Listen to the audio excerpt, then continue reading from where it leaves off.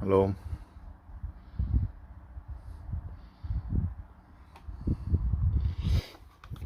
Just found where this jet boat leaks water inside. Looks like it's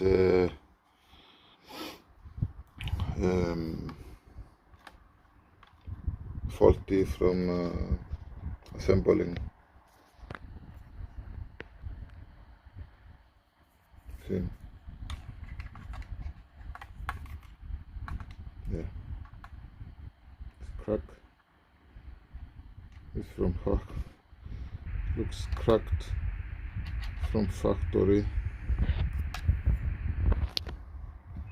Maybe from the assembling line. Something went wrong.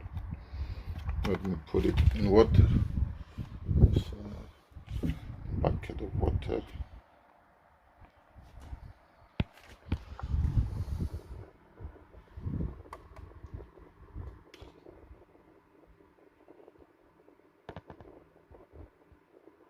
See.